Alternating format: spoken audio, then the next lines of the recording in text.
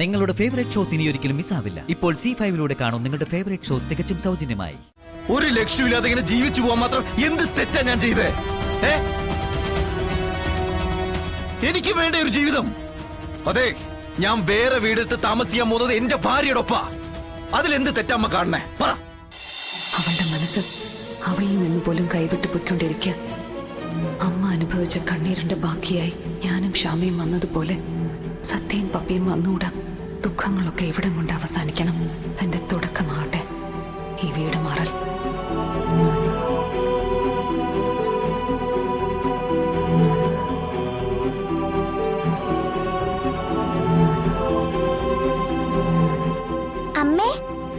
അമ്മ എന്താ ആലോചിക്കുന്നത്? നമുക്ക് പോണ്ടേ? പോകാം, കുറച്ചുകൂടി കഴിയട്ടെ.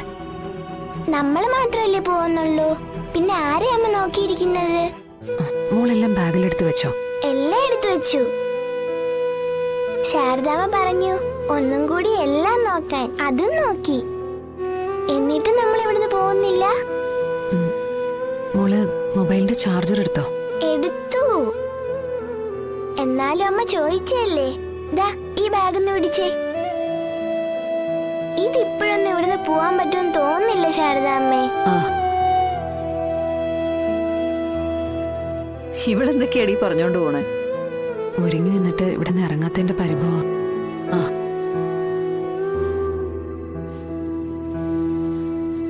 വിഷ്ണുവിന് എന്തു പറ്റി മോളെ? ഇതുവരെ കണ്ടില്ലല്ലോ. ഞാനും അത് തന്നെയാ അമ്മ ആലോചിക്കുന്നത്. ഇനി സത്യം എന്തെങ്കിലും പറഞ്ഞിട്ടുണ്ടോ? എന്തിന്? അങ്ങനെയൊന്നും ചിന്തിക്കേ വേണ്ട. താമസം മാറുന്നതല്ലേ, എന്തെങ്കിലുമൊക്കെ പാക്ക് ചെയ്യാനൊക്കെ ഉണ്ടാവും. അതിന്റെ ഒരു താമസമായിരിക്കും. എല്ലാം ആദ്യം മുതൽ തുടങ്ങണമെന്നുള്ള കണക്കൂട്ടലൊക്കെ ഞാൻ നടത്തിയിട്ടുണ്ട്. എവിടെയാണെങ്കിലും എല്ലാം നല്ല ഭംഗിയായി വരുമെന്ന് എന്റെ മനസ്സ് പറയുന്നുണ്ട്. ഇതിപ്പോ ഇങ്ങനൊരു താമസം വന്നപ്പോ ഒരാശങ്ക. ഒരാശങ്കയും വേണ്ട, അവൻ വരും. ഒന്നിച്ച് കഴിയണമെന്ന് ആഗ്രഹം പറഞ്ഞതും അവൻ തന്നെയല്ലേ. അത് ഈശ്വരൻ മനസ്സിൽ തോന്നിപ്പിച്ചതാ. ആ ഈശ്വരന്റെ അനുഗ്രഹം നിങ്ങളുടെ കൂടെ ഉള്ളപ്പോ ഒരു ദുഷ്ടശക്തിക്കും നിങ്ങളെ ഇനി അകറ്റി നിർത്താനാവില്ല. മോളെ, നാളെ ക്ഷേത്രത്തിൽ പോയി വഴിപാടൊക്കെ കഴിപ്പിച്ച് പാല് തിളപ്പിച്ചുകൊണ്ട് വേണം ജീവിതം തുടങ്ങാൻ. ആദ്യം വിഷ്ണുവേട്ടനിങ്ങി വരട്ടെ, നമുക്ക് കാത്തിരിക്കാം.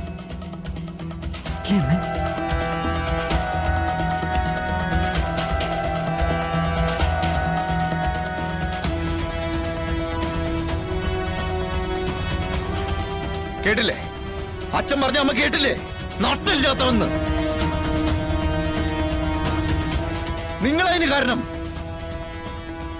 എന്തിനാണ് അമ്മ ഞാനിങ്ങനെ ജീവിക്കുന്നേ? ഒരു ലക്ഷ്യമില്ലാതെ ഇങ്ങനെ ജീവിച്ചു പോകാൻ മാത്രം എന്ത് തെറ്റാ ഞാൻ ചെയ്തേ?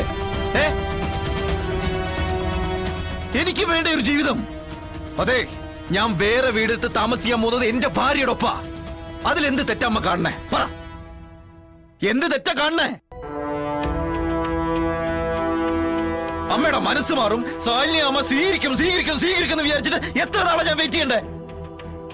ഇനി എനിക്കതിന് കഴിയില്ല. എനിക്ക് എന്റെ ജീവിതം നോക്കണ്ടേ? വിഷ്ണു,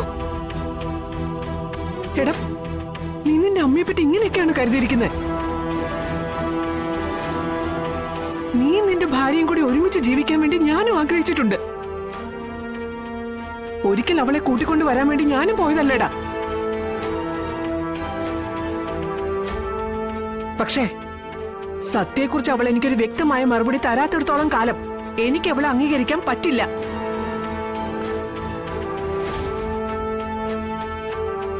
എടാ, അത് ഞാനെന്നല്ല, ഒരാൺകുട്ടിയുടെ അമ്മമാർക്കും അതിന് കഴിയില്ല. സ്വന്തം മക്കൾ ചതിക്കപ്പെടാൻ ഒരമ്മമാരെ ആഗ്രഹിക്കത്തില്ലടാ. അതുകൊണ്ട് എന്റെ അനുവാദത്തോടെ നീ പോകില്ല. അമ്മേ, ശാലിനി എനിക്ക് വിശ്വാസമാ. ആ വിശ്വാസത്തിന്റെ പുറത്താ ഞാൻ ഈ തീരുമാനം എടുത്തത്. അമ്മ എന്നോട് ക്ഷമിക്കണം. ഇന്ന് വരെ അമ്മയുടെ വാക്ക് ധിക്കരിച്ച് ഞാൻ ഒന്നും ചെയ്തിട്ടില്ല. പക്ഷെ ഇന്ന് ഞാൻ എന്റെ അമ്മയെ ധിക്കരിക്കാൻ പോവാ. സത്യമേ, ഇങ്ങനെയൊക്കെ പറയുന്നെങ്കിലും സത്യമ്മയുടെ അനുവാദമില്ലാതെ ബ്രോയ്ക്ക് പോകാൻ പറ്റില്ല. കാരണം നിങ്ങളെപ്പോലെ പരസ്പരം സ്നേഹിക്കുന്ന ഒരമ്മയും മകനെയും ലോകത്ത് ഒരിടത്തും കാണാൻ പറ്റില്ല. ഈ അമ്മയില്ലാതെ ഈ മകനും, ഈ മകനില്ലാതെ ഈ അമ്മയ്ക്കും ജീവിക്കാൻ പറ്റില്ല. പിന്നെ നിങ്ങൾക്കിടയിലെ ഈ വഴക്ക് അത് സ്നേഹം കൂടിയോണ്ടുള്ള വഴക്കാ. വിഷ്ണു ബ്രോ പോയിട്ട് വരട്ടെ സത്യമ്മേ. കുറച്ചു കാലം അവരും ഒന്നിച്ച് താമസിച്ച് നോക്കട്ടെ. അപ്പോഴേക്കും സത്യങ്ങളെല്ലാം മനസ്സിലാക്കി നമുക്ക് ഈ പ്രശ്നങ്ങളെല്ലാം പരിഹരിക്കാം. അതെ, ഇവൻ പറഞ്ഞാ ശരി. ഇനി ഒന്നും ആലോചിക്കയില്ല. നീ പോയിട്ട് വാ.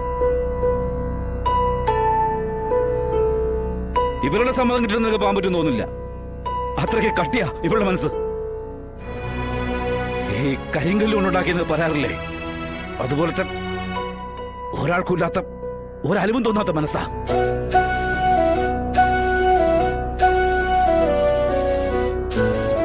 നിനക്ക് നിന്റെ ഭാര്യയ്ക്കൊപ്പം ജീവിക്കണമെന്നുണ്ടെങ്കിൽ ഇതൊരു അവസരമാ. ഇപ്പൊ നീ ഇറങ്ങണം ഇവിടുന്ന്. ഇനിയൊരു അവസരം ഇങ്ങനെ ഓരോന്ന് കരുതണ്ട.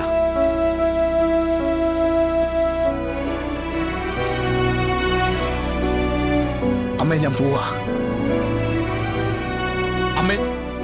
അമ്മ എപ്പോ വിളിച്ചാലും ഞാൻ വരും. അമ്മയ്ക്ക് എന്താവശ്യമുണ്ടെങ്കിലും എന്നെ വിളിച്ചാൽ ഞാൻ വരും. ഇനിയിപ്പോ ഇവിടെ എന്ത് ചടങ്ങുണ്ടെങ്കിലും ഞാൻ വന്നോളാം. എന്റെ അമ്മയെ ഞാൻ വിട്ടിട്ട് പോവല്ല.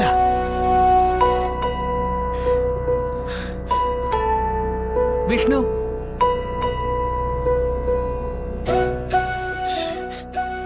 എങ്കിലേ നാളെ ഇവിടെ ഒരു ചടങ്ങുണ്ടാവും, ഒരു ബലികർമ്മം.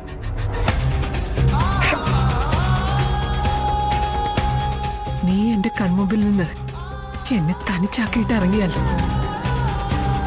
ഞാൻ ചങ്കു പൊട്ടി മരിച്ചു പോകും. അങ്ങനെ വന്ന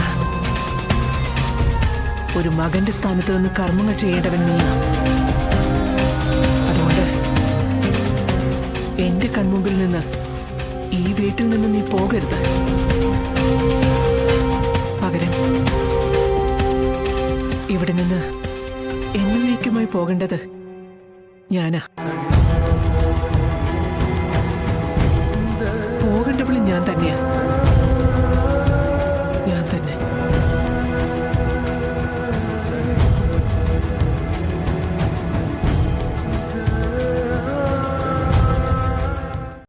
ഡൗൺലോഡ് ചെയ്യൂ C5 ആപ്പ്. കാണൂ എല്ലാ എപ്പിസോഡുകളും സൗജന്യമായി.